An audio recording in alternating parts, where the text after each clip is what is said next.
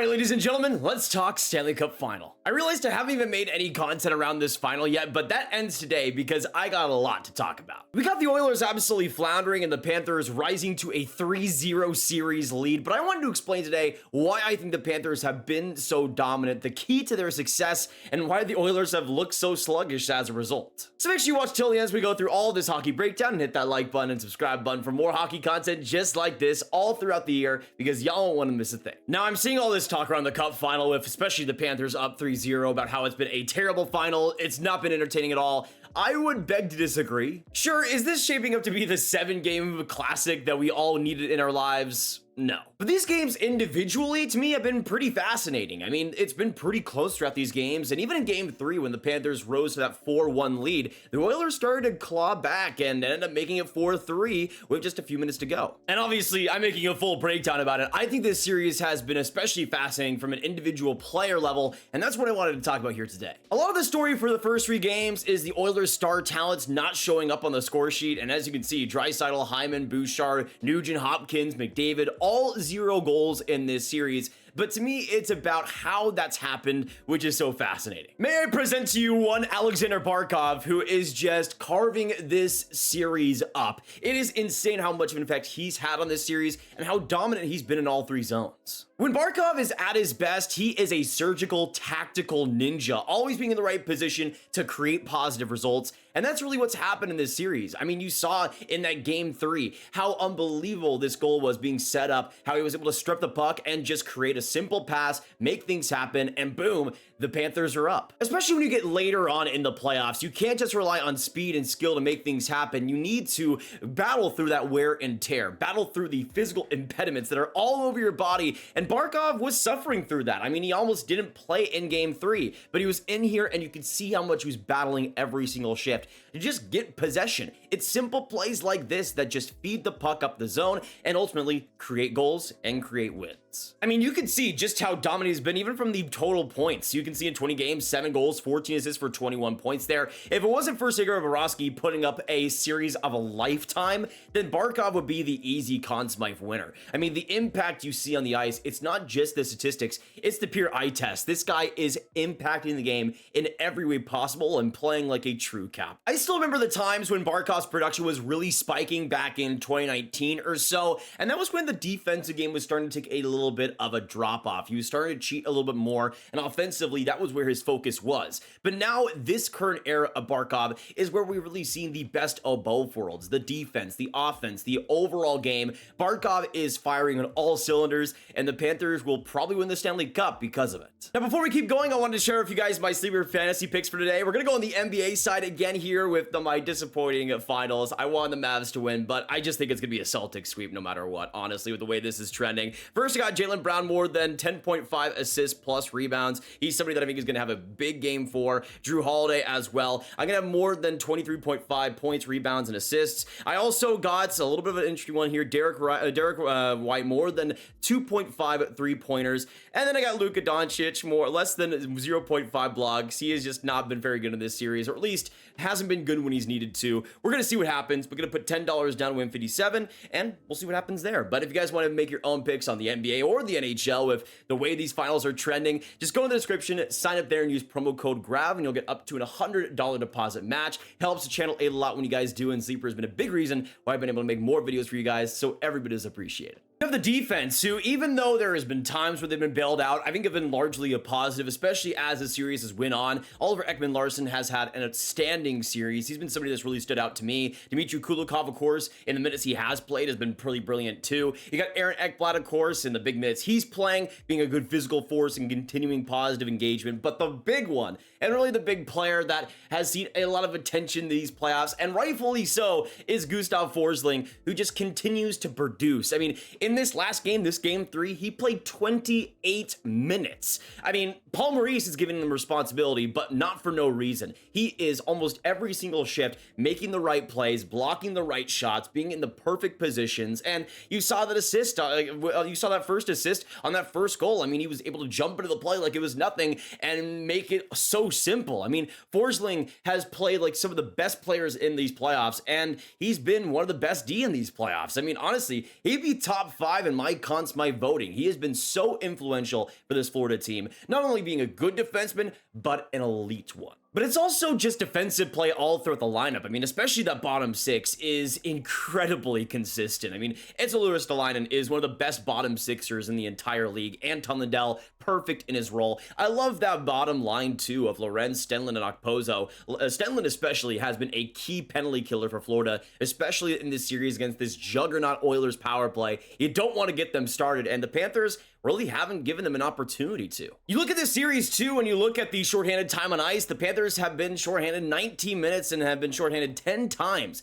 through 3 games. It's not like they're giving the Oilers no opportunities to score here. But you can see an 100% penalty kill. The Panthers have been so good at just getting the puck out of the zone, and even when there has been sustained pressure by the Oilers, keeping them on the outside. Now, sure, Sergei Bobrovsky has been a big part of that, and we will get into him, don't you worry. But you just look at the individual players, and especially on the penalty kill on the forward side, like Reinhard, Barkov, and on the second units of Ristolainen and Stenlund. They're all doing their job and more, and to me, that effort, that consistency has been so key. Florida, just throughout this series in general, has really battled and attacked Edmonton's top players. I mean, you need to play differently when they're on the ice, and you need to strategize against them, or else you're going to be toast. And in the Panthers case, that X factor in Barkov has been the main difference, really. But honestly, the most impressive stat is the even strength goal differential. In this series, Aleksander Barkov has been on the ice for 5 goals for and 1 against. And considering the competition, that is insane. But really, that's what Barkov has been doing these entire playoffs. He will always get suited against your top end players, and he will always come out on top. At least in terms of the positive results, in terms of the goals on the ice, Barkov is always the king. And that's really been the ace in the hole here for Florida, is the improvement in Barkov's play. How dominant he's been and how good he's been doing in shutting down every single team's top-end players. For Edmonton, they were cooked from day one. In saying all this, though, Edmonton has also been a little bit of their worst enemy. I mean, Leon Draisaitl does not look healthy. It might just be Florida's physical pressure just wearing and tearing on him and really grinding him down. But Draisaitl looks like he had an injury in that Dallas series that has just sustained over to here. And he was on a dominant run. He was going through every single team like he was a man on a mission. But he has just kind of come out in this series a little bit flat. I also think Zach Hyman, who has been a true X factor for this Oilers team, has also kind of ran dry. I think in Hyman's case, it's a lot more to do, though, with how much Florida has really attacked him. And really, it's been the first team that's been able to match his physical intensity, especially around the net. Florida is no joke, especially with their defense. They will grind you to a pulp. And I think Hyman has finally met his match against Florida and has finally met a team that won't back down from him. Then you got Connor McDavid, who I don't think really deserves much blame in this series. I mean, I think he is the one Oilers superstar who is really creating everything on the ice. He's shooting, he's trying everything, he's still bringing the speed that we've always seen from him, and he might be a little bit banged up too, but honestly, if you're going to blame anybody, I don't think it should be him. But as McDavid knows, this is a result-based business, and in McDavid's case, even though there's been a couple of assists here and there, he has not been able to generate the goal scoring that the Oilers have needed from him, especially with all the other Oilers not performing up to expectation. McDavid needed to be a god in this series for the Oilers to have a chance, and that just hasn't happened. Poorly, any conversation about this series starts and should end with Sergei Bobrovsky, who is the frontrunner for the Conn Smythe, as he should rightfully be. I mean, he's had a fantastic playoffs, but this series is where things have really been upgraded. But you just look at that goaltending difference, man. You can see in 3 games, Bobrovsky, of course, has come out with a 3 wins against Stuart Skinner. But just look at the save percentages, man. A .953 save percentage, which honestly feels a little bit low. I mean, there was a couple of weaker goals in that third period of the last game, but that's okay. And you got Stuart Skinner with an .868 save percentage. And honestly, I don't think Skinner has been that truly bad, but he hasn't been a positive in this series either. And that's something that Edmonton truly needed. They needed to at least become maybe a little bit even in the goaltending battle, but they've been anything but. I mean, you also just look at the pure goal saved above expected, with Bobrovsky being on the top and Skinner being on the bottom, and you can see in this series, Bobrovsky has a plus 5.18 goals saved above expected. So basically, he saved 5 goals in this series, while Stuart Skinner has allowed minus 1.76, so basically allowed 2 goals that more than he should have in this series.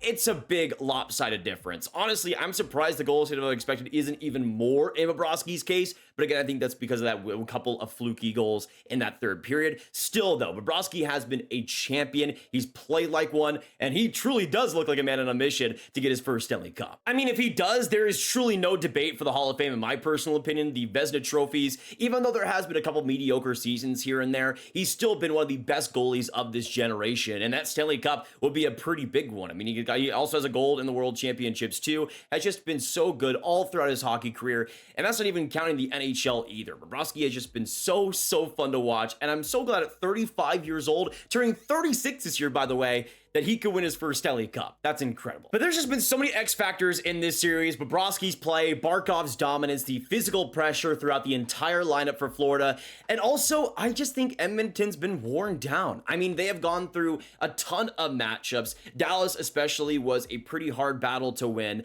And you go into the Stanley Cup Final against the perfect physical team, a team that doesn't just rely on physical play, but they're also fast, they're skilled, and they just have so much depth coming at you with a relentless attack. I mean, they are consistent, they are effective. Every single shift, they will come out you. Even if you score a goal like the Oilers did in that 1-1 tie in this last game, they'll come right back out, continue to fester with offensive potential, and strike when it matters most. And that's what Florida does to you. I mean, that 2-1 goal with Laristalainen coming out, winning a battle, and just right there is Tarasenko. That's Florida to a T, man. Even though the Oilers were getting some great pressure, Florida comes right back and just breaks your heart. And just like we saw with the Golden Knights in that last series, it looks like the more complete team, the better defensive team is going to be the team that ends up winning it. And the goaltending battle has been a massive advantage. I mean, in last year's Stanley Cup Final, we saw Bobrovsky kind of be a little bit disappointing. There were times where he wasn't making the saves he needs to.